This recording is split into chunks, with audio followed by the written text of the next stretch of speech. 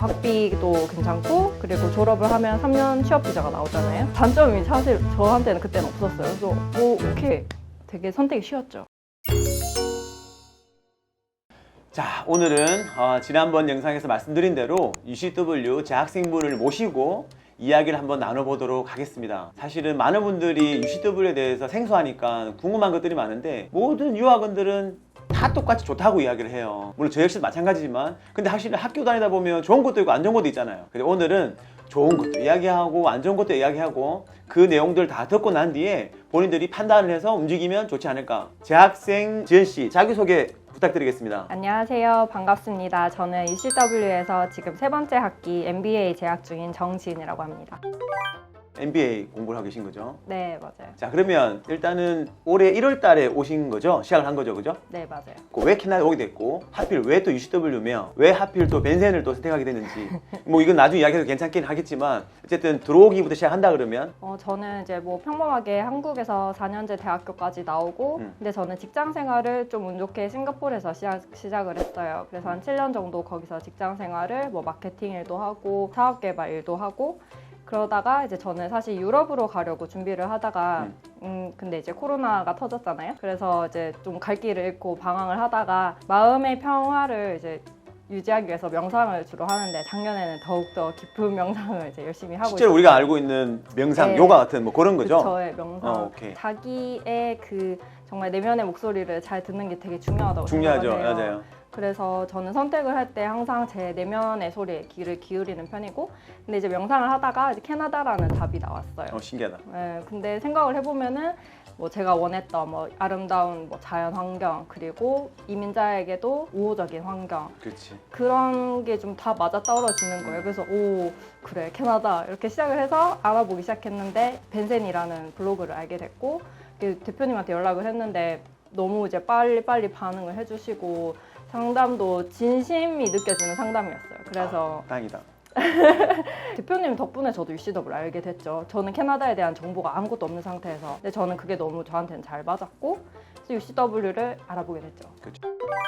자 이제 근데 들어오면 UCW MBA 이야기를 네. 좀 나눠볼 텐데 자 UCW MBA가 뭔지에 대해서 되게 궁금하시는 분들 많아요.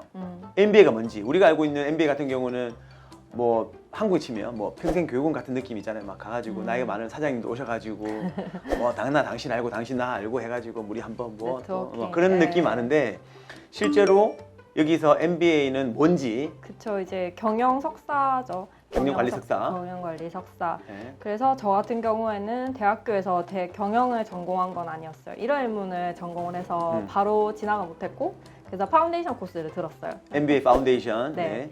그것도 이제 3개월 과정이고 거기에서 비즈니스 라이팅, 뭐 통계, 수학 이런 쪽을 이제 배우고 들어가는 거죠. 만약에 본인이 경영학과를 졸업했다 그러면 MBA 파운데이션 없이 바로 들어갈 수 있는 거예요, 그죠? 그렇죠. 이제 네. 경영을 하셨다면 경영했다면 네네. 결국에는 내가 경영 쪽에 막 깊은 지식이 없으니 3개월 동안 MBA 파운데이션을 통해 가지고 기본 지식을 가지고 MBA에 뛰어들어봐라.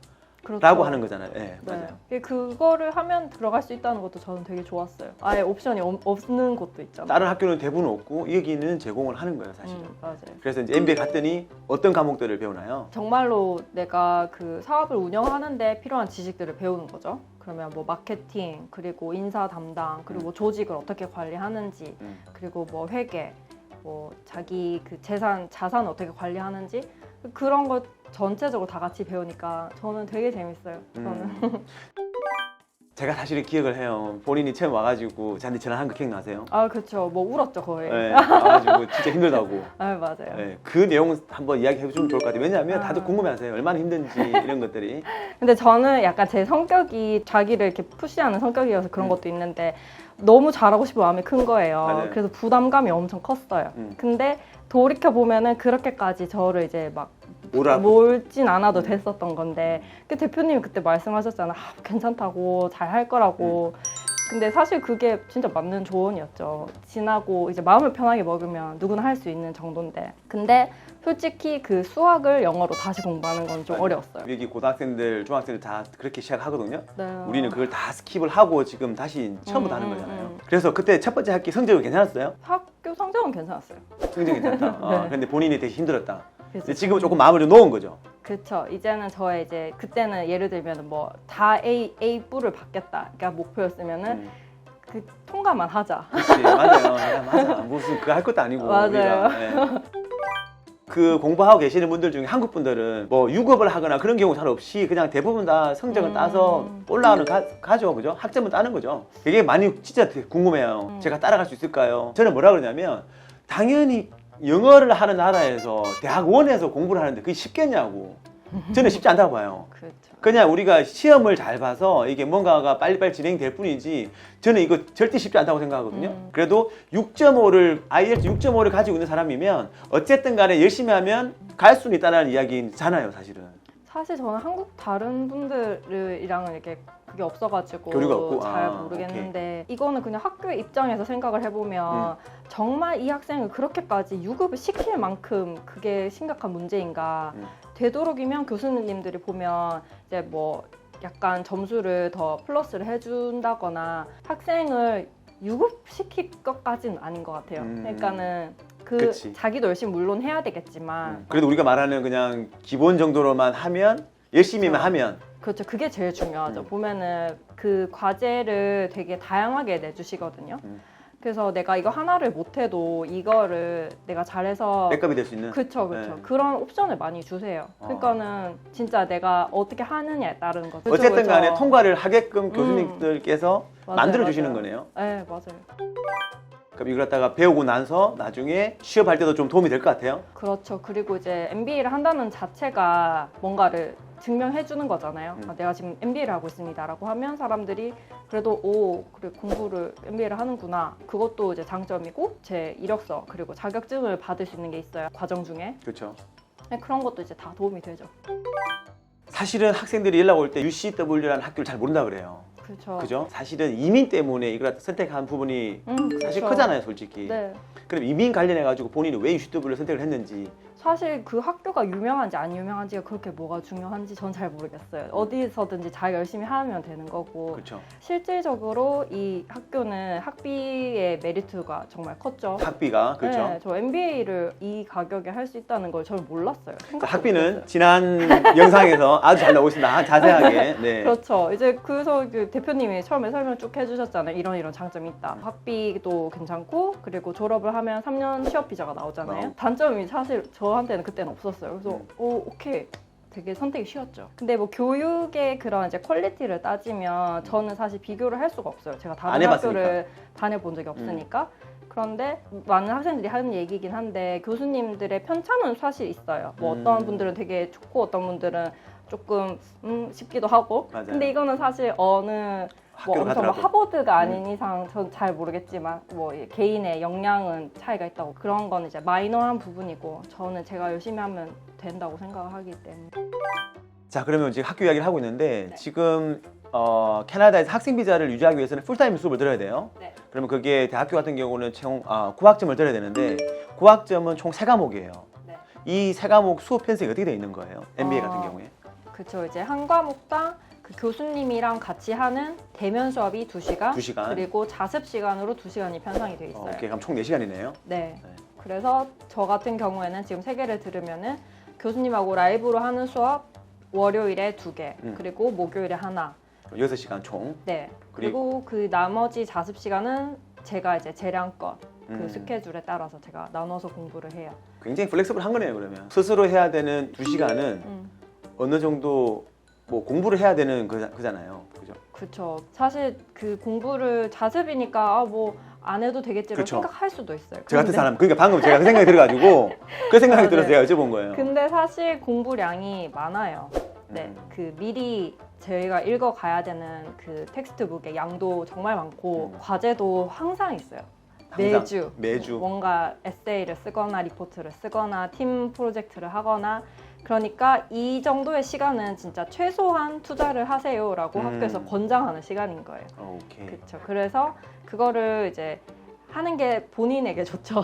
본인이 좋지만 하지만 안 해도 괜찮다. 그건 알 길이 없다. 본인이 잘한다 그러면. 뭐 그게 목적이시라면 그렇죠.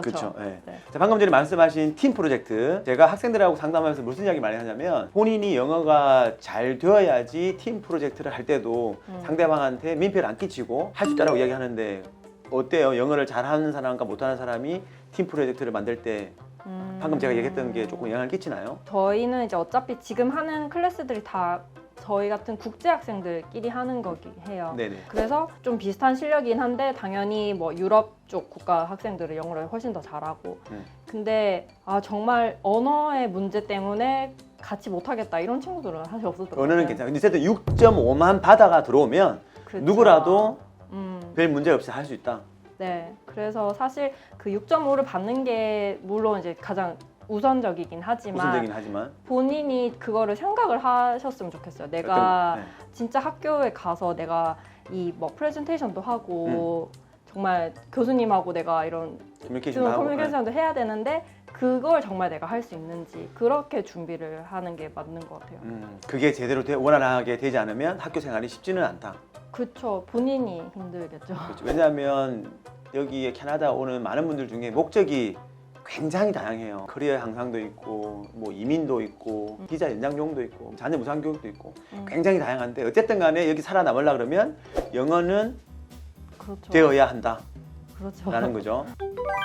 뭐 다른 일도 하고 계시잖아요 지금. 네, 맞아요. 뭐 엠바사더도 지금 있지만 또 따로 실제로 일을 하는 일이 계신데 이제 지금 캐나다의 그 푸드 테크 이제 스타트업인데 업밀스라고 해가지고 거기에 제가 이제 뭐 컨텐츠를 다양하게 만들다 보니까 연결이 돼서 이제 그 회사의 서비스를 어떻게 사용하는지 제가 컨텐츠를 만들고 있어요. 그 일이 되게 정말 재밌기도 하고 회사에서도 제가 하는 일을 좋아해줘서 사실 저는 이제 조금 그쪽으로 많이 집중을 하고 있죠. 그러면 제가 뭐 직장 그 잡는 거는 신경 안 써도 괜찮겠네요. 그걸 해가지고 이민까지 가는 거잖아요, 그죠? 네, 그렇죠. 저는 근데 목표가 되게 뚜렷해서 나는 내가 어디 가서든지 내 취업은 내가 책임진다. 근데 스스로 사실 책임져야 되는 게 맞잖아요. 맞아요. 저 뭐 대표님이 아유 지은 씨 제가 뭐 책임져 줄게 해서 제가 네 대표님 해서 와서 진짜 책임이보다는 뭔가 좋은 사람이 있다 그러면 네. 뭔가 좋은 자리가 낫잖아요.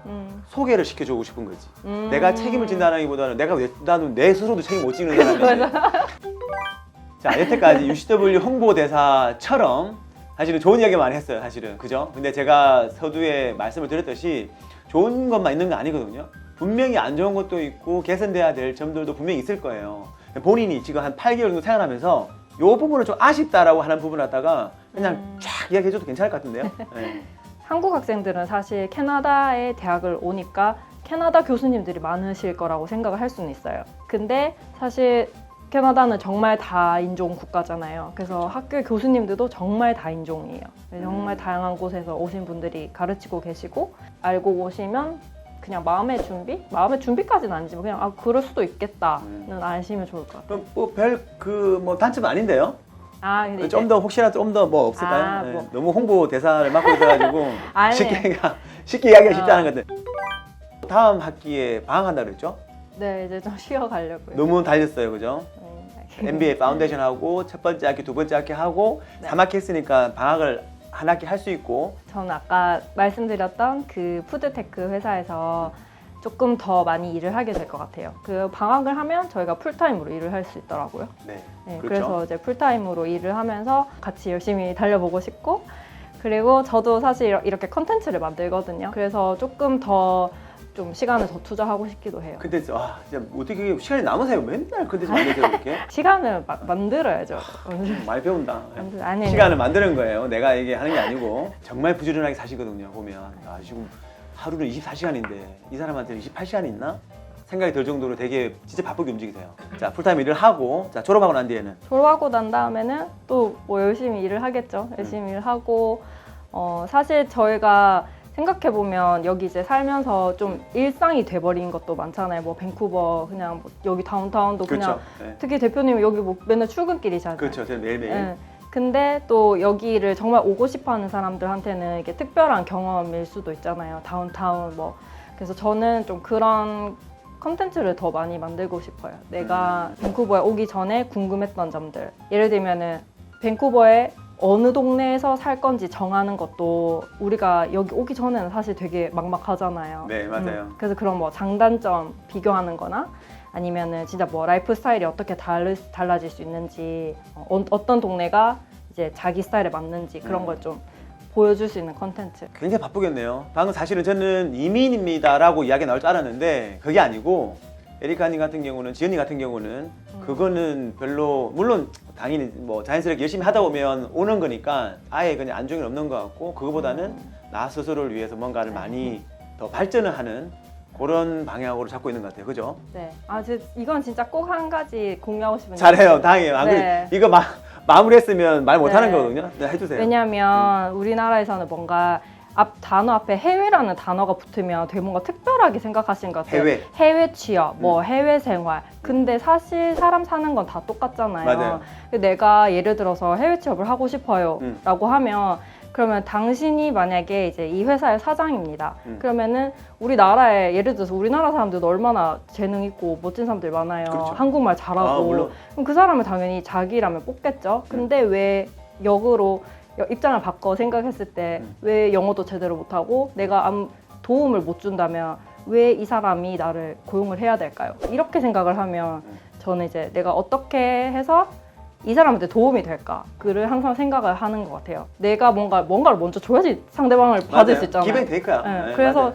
아까 말씀하셨던 것처럼 이민을 당연히 이제 제 최종 목표긴 하지만 이민도 그거잖아요. 이 나라에 내가 뭔가 도움이 돼야지 이 나라도 나를 원할 거 아니에요. 그러니까 저는 지금 그런 거 만드는 과정인 거죠. 그래서 내가 필요한 사람이면은 얼마든지 비자 주면서 제발 있어 달라고 하겠죠. 그렇죠. 맞아요. 네, 그때 이제 저번에 인터뷰하신 학생분도 뭔가 특별한 그런 재능이나 그 기술이 있으신 분들은 영주권 받기 정말 쉽잖아요. 아주 쉽죠. 네, 그러니까 그렇게 생각을 하는 게 좋은 것 같아요. 내가 어떻게 하면 이 사람한테 도움이 될까? 어떻게 하면 뭐 나라에 도움이 될까? 맞아요. 아주 그렇게 뭐 생각해요. 맞습니다. 굉장히 좋은 이야기 해주시는데 이 모든 것들도 다 명상에서 나온 거죠. 맞습니다. 네, 좋아요. 그럼 우리 앞으로도 명상 다음에는 명상을 어떻게 하는지에 대해서 한번 컨텐츠 네. 한번 다 짜보는 것도 같이 나쁘지 그룹 않아요. 명상으로. 좋습니다. 이렇게 해야 되는 거예요. 지연 씨에게 벤센이란? 어유, 약간 아빠 같은 존재? 좋네요. 좋네요. 제가 아니고 그냥 벤센이. 네, 벤센. 뭔가 좀 든든했어요. 저부터. 든든하다. 네. 벤센은 아빠다. 네, 벤센은 아빠다. 오늘 그거 하면서 마무리 하도록 하겠습니다. 네, 감사합니다, 지연 씨. 네, 감사합니다. 네.